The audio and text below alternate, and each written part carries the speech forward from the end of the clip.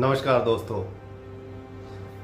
जो आज इस वीडियो में मैं आपके सामने में प्रस्तुत कर रहा हूं वह रश्मि रथी के तृतीय सर्ग का तीसरा भाग है। यह भाग असल में कृष्ण और कर्ण के बीच में जो संवाद होता है उसी के बारे में है, लेकिन यह भाग थोड़ा सा लंबा है, इसलिए मैंने इसको दो हिस्सों में बांटा है।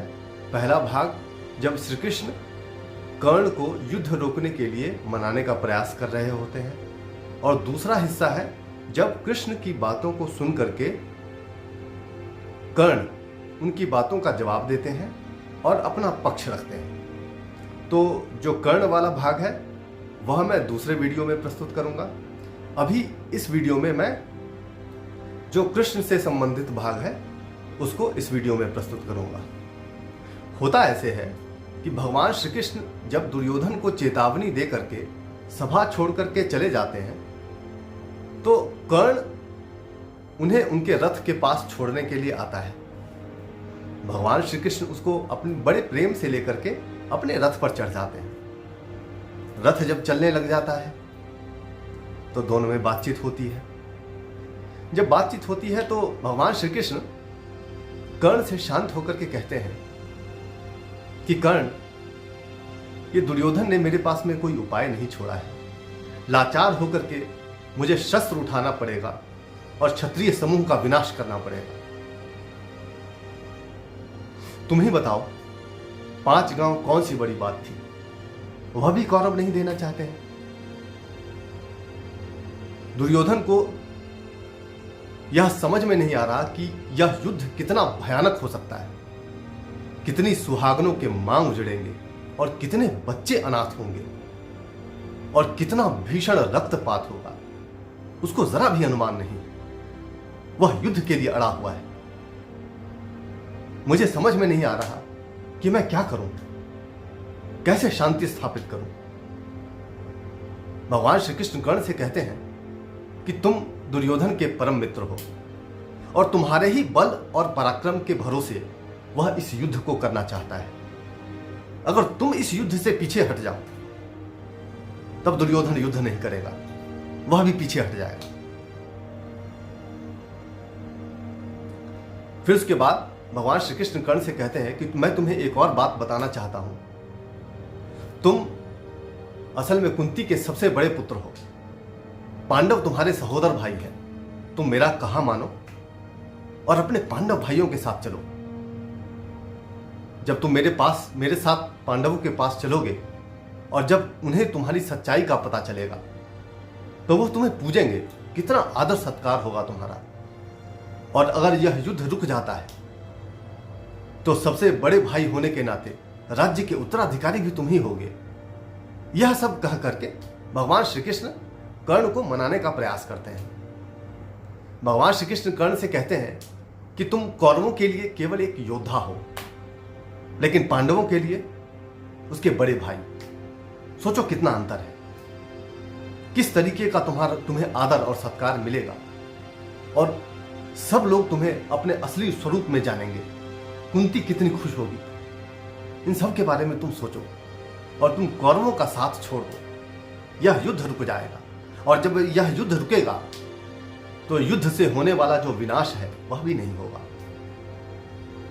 तुम इसके बारे में गंभीरता से सोचो और इस युद्ध से पीछे हट जाओ। यह सब भगवान श्री कृष्ण कर्ण से कहते हैं। भगवान श्री कृष्ण की बातों को कर्ण बड़ी गंभीरता से सुनते हैं और कुछ देर मौन रहने के बाद में उनकी बातों का जवाब देते हैं। लेकिन कर्ण क्या जवाब देते हैं यह मैं आपको दूसरे वीडियो में प्रस्तुत करूंगा। कर्ण वाला जो हिस्सा है अभी मैं जो प्रस्तुत करने जा रहा हूं वो कृष्ण वाला हिस्सा है जो कि इस वीडियो में प्रस्तुत कर रहा हूं। तो आइए देखते हैं दिनकर जी ने किस तरह से इसका वर्णन किया है। भगवान सभा को छोड़ चले, करके रण गर्जन घोर चले। सामने कर्ण सकुचाया सा, आ मिला चकित भरमाया सा। हरि बड़े प्रेम से कर धर कर ले चढ़े उसे अपने रथ पर। रथ चला परस्पर बात चली, शमदम की टेढ़ी घात चली। शीतल हो हरि ने कहा हाय, अब शेष नहीं कोई उपाय। हो विवश हमें धनुधर ना है, क्षत्रिय समूह को मरना है। मैंने कितना कुछ कहा नहीं, विष व्यंग कहां तक सहा नहीं, पर दुर्योधन मतवाला है, कुछ नहीं समझने वाला है। चाहिए उसे बस रण केवल, सारी धरती की मरण केवल। हे वीर तुम ही बोलो अकाम, क्या वस्तु बड़ी थी 5 ग्राम, वह भी कौरव को भारी है। मति गई मूढ़ की मारी है, दुर्योधन को बोधूं कैसे, इस रण को अवरोधूं कैसे। सोचो क्या दृश्य विकट होगा, रण में जब काल प्रकट होगा। बाहर शोणित की तप्त धार, भीतर विधवाओं की पुकार। निर्शन विषण बिल्लाएंगे, बच्चे अनाथ चिल्लाएंगे। चिंता है मैं क्या और करूं, शांति को छिपा किस ओट धरूं। सब राह बंद मेरे जाने, हां एक बात यदि तू माने, तो शांति नहीं जल सकती है, सम्राज्ञी अभी टल सकती है। पा तुझे धन्य है दुर्योधन, तू एकमात्र उसका जीवन। तेरे बल की है आस उसे, तुझसे जय का विश्वास उसे। तू संग न उसका छोड़ेगा, वह क्यों रण से मुख मोड़ेगा। क्या अघटनीय घटना कराल, तू प्रथा कुक्ष का प्रथम लाल। बनसूत अनादर सहता है, कौरव के दल में रहता है। शरचाप उठाए 8 प्रहर, पांडव से लड़ने हो तत्पर। मां का स्नेह पाया न कभी, सामने सत्य आया न कभी।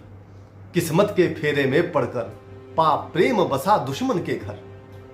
निज बंधु मानता है पर को, कहता है शत्रु सहोदर को। पर कौन दोष इसमें तेरा, अब कहा मान इतना मेरा। होकर चल संग अभी मेरे, है जहां 5 भ्राता तेरे। बिछड़े भाई मिल जाएंगे, हम मिलकर मोद मनाएंगे। कुंती का तू ही तनय ज्येष्ठ, बल बुद्धिशील में परम श्रेष्ठ। मस्तक पर मुकुट धरेंगे हम, तेरा अभिषेक करेंगे हम। आरती समोद उतारेंगे, सब मिलकर पांव पखारेंगे। पदत्राण भीम पहनाएगा, धर्माचिप चंवर डुलाएगा। पहरे पर पार्थ प्रवर होंगे, सहदेव नकुल अनुचर होंगे। भोजन उत्तरा बनाएगी, पांचाली पान खिलाएगी।